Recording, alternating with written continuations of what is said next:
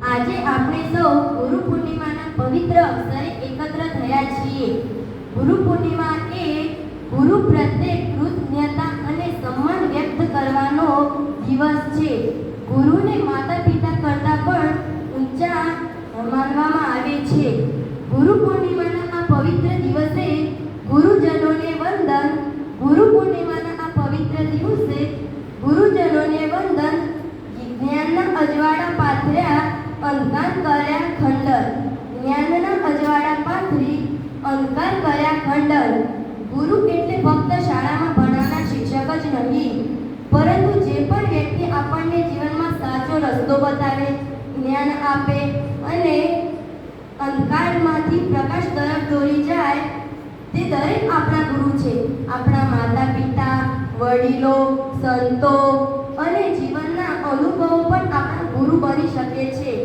હિન્દુ ધર્મ અનુસાર ગુરુ પૂર્ણિમા એ ગુરુ વેદવ્યાસજીની જન્મ જયંતિ તરીકે ઉજવવામાં આવે છે.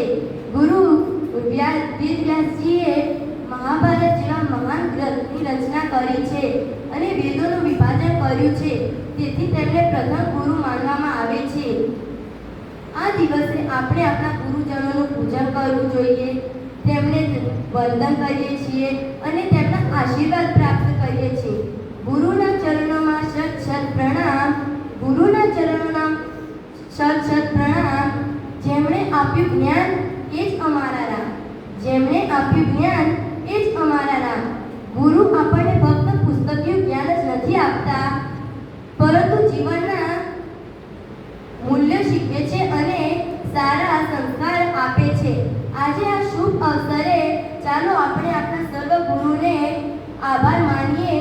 તેમણે આપણને જ્ઞાન અને સંસ્કાર આપ્યા છે, તેને હંમેશા યાદ રાખીશું અને તેમના આદર્શો અનુસરીએ. અંતે હું એક પંક્તિ કહેવા માંગુ છું. બધા દરવાજા બંધ થઈ જાય છે ત્યારે ગુરુ જ નવો રસ્તો બતાવે છે. બધા દરવાજા બંધ થઈ જાય છે ત્યારે ગુરુ જ નવો રસ્તો બતાવે છે. ફક્ત પુસ્તકીય જ્ઞાન જ નહીં, ગુરુ જીવન જીવતા શીખવાડે છે.